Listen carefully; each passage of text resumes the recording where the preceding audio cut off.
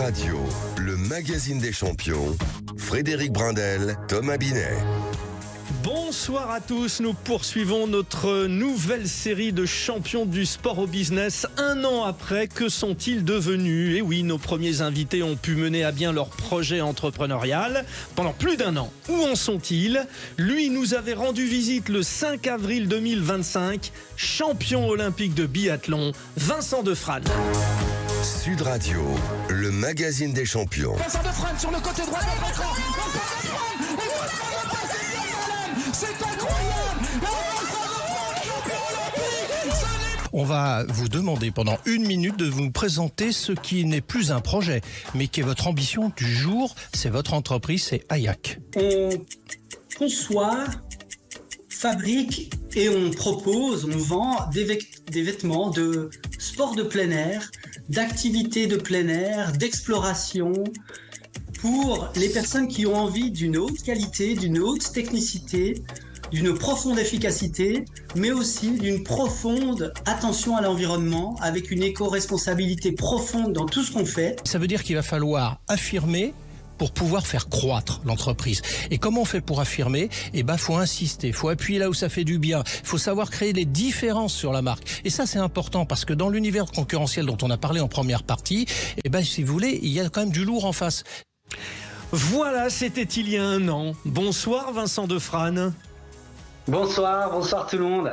Bon, vous nous présentiez Hayak, créé en 2019, une entreprise de vêtements de sport d'hiver, 10 collaborateurs, 2 collections. Et évidemment, on l'a entendu, notre expert entrepreneurial avait été séduit. Bonsoir Thomas Binet. Bonsoir Frédéric, bonsoir Vincent et bonsoir à toutes et à tous. Un de nos gros entrepreneurs finalement. Ah oui, il a fait une belle réussite déjà. Vincent Defrane, champion olympique de biathlon, double champion du monde en relais, vainqueur du petit globe de la Coupe du Monde. Vous êtes devenu un chef d'entreprise qui performe. Où en est votre entreprise Hayak depuis un an ? Vous êtes ce soir notre champion du sport au business. Vincent, vous avez vos habitudes, c'est le relais, le premier rendez-vous de l'émission, alors qui dans cette formule inédite nous ramène à votre activité entrepreneuriale liée à l'actualité sportive du moment. Vous me voyez venir. Alors lors des Jeux de Milan en février dernier, vous avez célébré, mon bon monsieur, les 20 ans de votre titre olympique aux Jeux de Turin. L'Italie vous ouvre-t-elle les bras encore aujourd'hui ? Est-ce que cette célébration vous a-t-elle chamboulé ?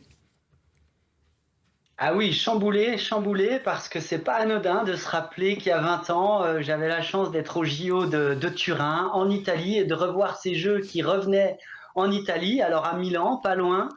Ça a été très émouvant pour moi et la chance, en tout cas le bonheur continue parce qu'on me l'a souhaité énormément cet anniversaire des 20 ans, que ça soit mon équipe de Hayak qui m'a fait une surprise incroyable, que ça soit les passionnés de biathlon tout au long de cet hiver.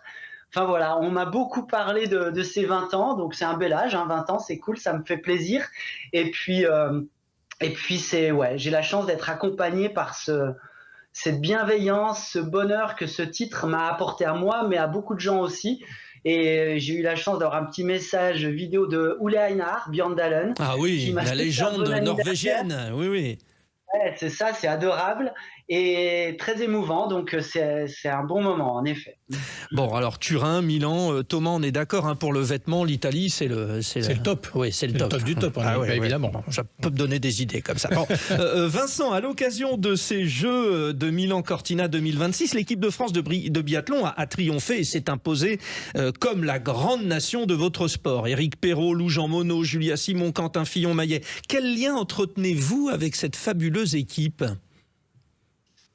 Alors déjà, la passion et l'amour du biathlon, je pense que quand on est athlète ou qu'on a été athlète dans l'équipe de France, on est amoureux de cette équipe, on est amoureux du sport et de ce que ça compose. Et c'est ça qui me plaît, le biathlon grandit, le biathlon français grandit, mais il reste avec ces belles racines que j'ai connues moi. En tout cas, quand je parle avec Lou-Jean Monod, avec Éric Perrault ou avec d'autres athlètes de l'équipe de France, je vois des gens qui me surprennent dans leur performance parce qu'ils sont impressionnants, mais qui ne me surprennent pas sur le fond de leur qualité de biathlète, de ce qu'ils sont, ce qu'ils aiment. Et ça, c'est plaisant de voir que la base du biathlon a su évoluer, mais rester la même quelque part. Bon. Et puis, Vincent Defrane, avec Martin Fourcade, par exemple, vous seriez légitime à apporter votre contribution dans l'organisation des Jeux Olympiques des Alpes 2030. Bon, pour Martin Fourcade, on sait que ça ne s'est pas fait, mais enfin, c'est une organisation qui piétine pour l'instant. Alors, vous, les anciennes gloires du biathlon français, vous avez envie de participer à la fête ? Alors oui, alors pas de manière très opérationnelle et très directe. Il y a d'autres personnes qui le feront et qui le feront bien. Moi, comme on le sait, parce qu'on en a parlé il y a un an, je suis très et bien occupé par Aillac et c'est ma priorité, même si je suis de tout cœur pour que ces JO en 2030 en France se fassent et se fassent très bien. Et donc voilà, c'est sûr qu'il y a un peu de dérapage au démarrage, mais c'est le cas pour toutes les candidatures dans tous les pays qui organisent les Jeux. La difficulté en France, c'est qu'on a commencé avec un planning serré et que les dérapages du départ, ils sont un peu plus proches que d'habitude de la date d'accueil des Jeux. Donc c'est ce qui met un peu de stress. Mais bon, il faut apporter un peu de sérénité, je pense. Et puis Edgar, et puis les gens qui sont missionnés pour ça, je pense qu'ils ont l'envie et ils vont savoir trouver leur marque assez rapidement. Bon, Vincent Defrane, place à votre retour d'expérience professionnelle avec celui qui vous challengeait il y a un peu plus d'un an, notre expert entrepreneurial Thomas Binet. Sud Radio, le magazine des champions. Oui, Vincent, on va vous faire repasser par le petit test d'il y a un an, mais réactualisé au moment où nous sommes, c'est-à-dire que vous allez disposer d'1 minute, quand le chrono se déclenchera avec un gong à l'issue de la minute, pour nous raconter cette évolution. Tout ça en 1 minute chrono. Vous êtes prêt, Vincent ? Je suis prêt. Allez, c'est parti, c'est à vous. Mais écoutez, depuis un an, on s'est parlé en avril dernier, il y a un an, eh bien, on continue le développement de Aillac pour proposer toujours les vêtements qu'on aime et qu'on a envie de proposer, c'est-à-dire des vêtements qui accompagnent les activités de plein air, l'exploration, la découverte du monde par le mouvement. C'est ça qu'on accompagne avec nos vêtements qui sont techniques, qui sont éco-responsables, qui sont européens. C'est le mouvement pour découvrir la nature, c'est le mouvement pour éprouver des sensations, éprouver des relations avec la nature. Et on développe la marque alors en étant avec un univers de marque qui se précise et qui s'approfondit. On se développe encore plus sur cette idée d'explorer le monde et d'explorer avec une manière curieuse, une manière respectueuse, une manière dynamique. Et puis, on explore, on précise la marque dans sa stratégie. Et je suis déjà au bout d'1 minute. C'est ce que vous êtes en train de faire. Gong, vous l'avez entendu. Mais c'est pas grave. C'est pas grave. Vous savez que Thomas va vous prendre avec lui, va vous coacher, va vous emmener. Vincent, on y va pour la feuille de match. Hein, c'est parti. Allez. Thomas, alors, Aillac vit bien depuis 7 ans, des développements à l'international, Vincent vise l'international. Alors, question, Thomas Binet, est-ce que, vu la conjoncture actuelle, tout cela est encourageant ou pas ? Alors après, Frédéric, quand on parle d'international, c'est vaste. Faut être très concret. Bon, il faut savoir à peu près de quel pays on parle, pour autant qu'on précise sur des pays ou des circuits de distribution. Donc effectivement, il y a un contexte. Je ne vais pas le rappeler à chacun. Personne n'a évidemment oublié ce qui est en train de se produire sous nos yeux. Effectivement, il y a un contexte international qui est très compliqué. Du coup, ça a des conséquences économiques qui sont pas moins compliquées, avec des augmentations de l'énergie, des augmentations des matières premières. Bref, tous ces paramètres, effectivement, génèrent une situation qui, pour les entrepreneurs, est très complexe. Et on le voit d'ailleurs sur le premier trimestre 2026, une augmentation des dépôts de bilan, principalement dans les petites entreprises. Mais ça donne quand même un contexte en France qui est quand même très anxiogène. Et on le voit aussi dans d'autres pays. Bon, ça c'est mon côté obséquieux, c'est-à-dire que j'envoie la patate chaude à Thomas pour les thématiques difficiles, on le sait, c'est comme ça. Maintenant, pour vous, encore une fois, Vincent, tout va bien, et notamment au Japon, c'est ça à l'international. Ben c'est ça, c'est un des premiers P à l'international, parce qu'en effet, quand on parle d'international chez Aillac, c'est pas partout, surtout pas. On veut aller aux endroits qui sont les plus porteurs et avec par étapes et avec méthode. On veut surtout pas se disperser en voulant aller partout et n'importe où. On a identifié les pays qui sont les plus porteurs par rapport à notre positionnement, nos forces et la gamme Hayak, qui est haut de gamme, technique, avec un beau toucher de matière. Ça, c'est des aspects très clés pour analyser les marchés qui sont les plus appétants par rapport à ces qualités qu'on peut proposer. Et en effet, le Japon, ça peut paraître loin géographiquement. On a un parti pris européen, comme je le disais tout à l'heure avec Hayak, au niveau du sourcing et de la confection. Après, en termes de commercialisation, on veut aller sur les marchés qui sont les plus cohérents, les plus pertinents et les plus porteurs, et aussi les marchés qui sont stratégiques parce que certains, et le Japon en fait partie, sont des marchés un peu exemples, sont des marchés qui sont analysés par le monde du vêtement à l'international. Et le Japon cumule tout ça. Donc, pour être un peu précis, on est aujourd'hui en France, en Suisse, en Autriche, un tout petit peu en Allemagne. Royaume-Uni aussi. Ouais. Et voilà, au Royaume-Uni un tout petit peu, c'est le début. Et on a fait ce gros lancement en octobre dernier au Japon. Donc voilà les pays où on est en train de développer la marque. On ne va pas aller partout. Un autre pays par la suite qui va arriver dans notre stratégie, c'est la Corée du Sud, pour les mêmes raisons que le Japon, c'est-à-dire un pays qui aime ce qu'on propose. En tout cas, il y a beaucoup de pratiquants du plein air qui aiment les points forts de Hayak. Et puis, ce sont des marchés qui, en effet, sont tellement difficiles que quand on y réussit et qu'on se développe, eh bien, c'est un gage de force pour la suite et d'autres marchés. Donc, c'est un peu le double objectif qu'on poursuit avec ces marchés. Juste rapidement avant la pause, mais l'œil de Thomas sur cette répartition géographique. Ouais. Alors, moi j'ai écouté avec beaucoup d'attention Vincent nous évoquer le Japon, la Corée du Sud. Moi, ce que je sais de ces pays-là, pour les avoir observés de près, c'est qu'ils apprécient beaucoup le savoir-faire français. Et ça, c'est important parce que pour lui, ça va être utile. Parce que, vous voyez, Frédéric, on arrive sur ces marchés-là avec un a priori favorable parce que c'est du made in France, en fait. Et c'est vrai qu'il va être propulsé grâce à, justement, son image, son savoir-faire et puis le label français. Je savais que je vous lancerai sur du positif, là, voilà. Thomas. Le fameux buzzer, c'est la mi-temps de champion du sport au business. Au retour de la pause, Thomas Binet défiera Vincent Defrane dans notre série Un an après. Que sont-ils devenus? Le champion olympique de biathlon surfe sur la réussite, un peu comme l'équipe de France de biathlon aux Jeux olympiques et même paralympiques. Et d'ailleurs, nous aurons une surprise avec un renfort. Oui, la championne olympique Anaïs Bescon viendra parler de son expérience Hayak. À tout de suite.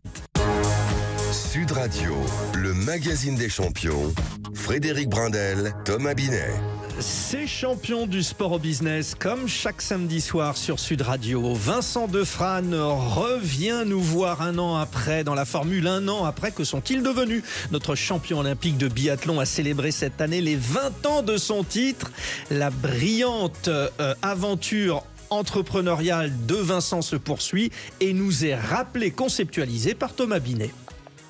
Ah oui, absolument, Frédéric. Alors, Vincent a créé en 2019 une société qui s'appelle Hayak avec une dizaine de collaborateurs et spécialisés dans les vêtements de plein air haut de gamme, techniques, éco-responsables qui sont vendus dans de nombreux pays européens et le Japon depuis octobre 2025. Et parmi les nouveautés, Vincent Defrane est le partenaire équipementier de l'équipe de France paralympique de ski nordique. Et nous avons une surprise, c'est le renfort.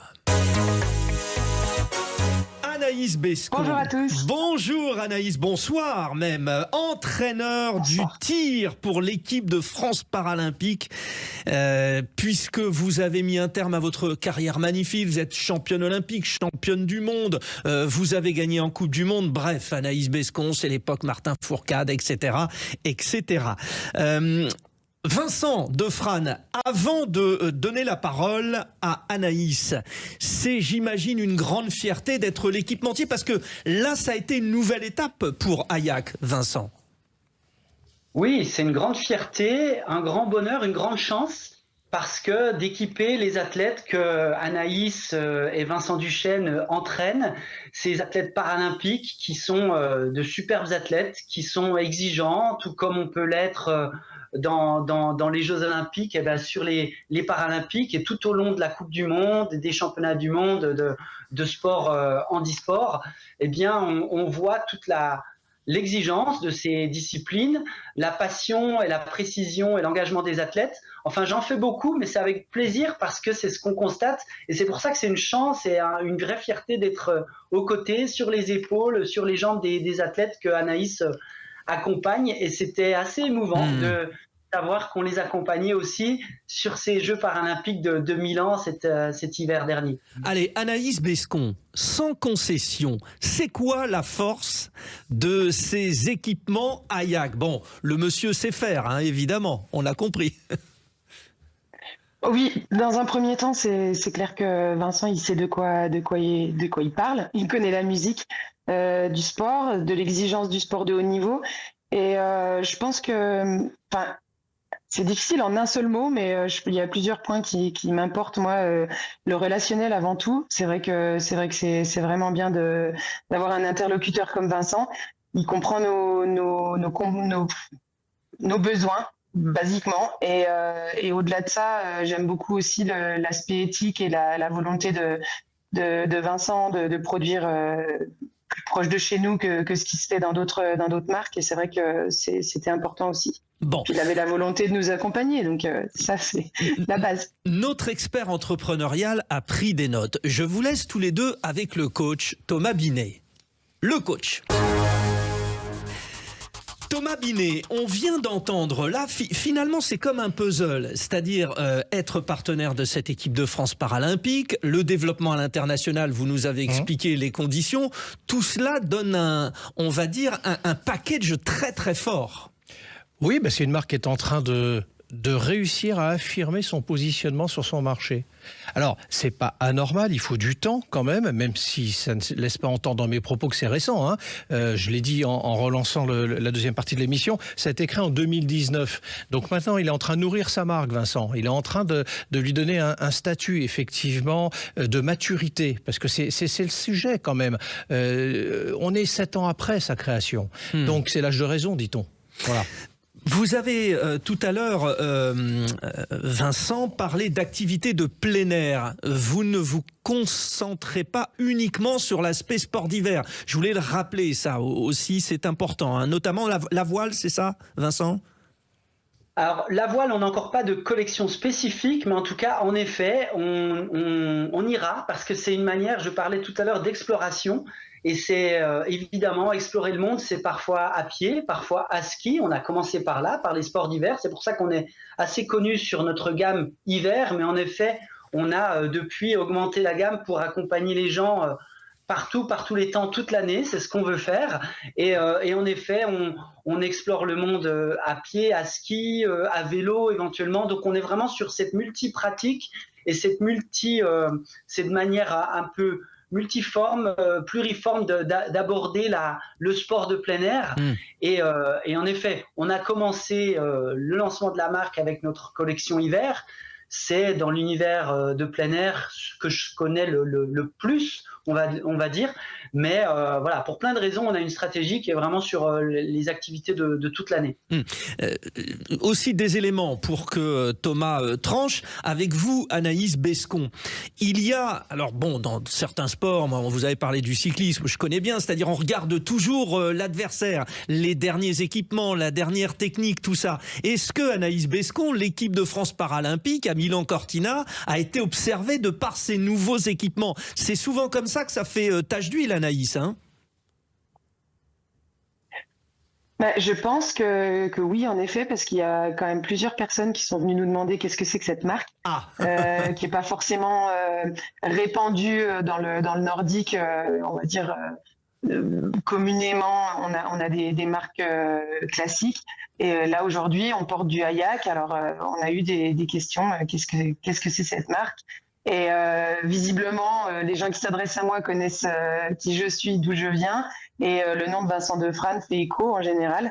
Donc c'est très facile de vendre la marque Hayak en disant c'est le champion olympique Vincent Defrane qui a sorti sa marque et maintenant il nous voit la porter, il nous voit porter les vêtements, il voit du coup la technicité, en tout cas ce qu'on fait avec. Et du coup, je pense que ça fait tache d'huile, en effet. Bon, en parlant de tache d'huile, Thomas, vous qui êtes un grand cuisinier, il y a plein d'ingrédients là qui sont en train de se mettre en place. Ça vous inspire quoi? Vous avez forcément un plat magnifique à nous sortir de tout ça. Je voudrais réagir tout de suite à ce que vient de dire notre renfort, comme vous l'avez appelé. Anaïs. Absolument.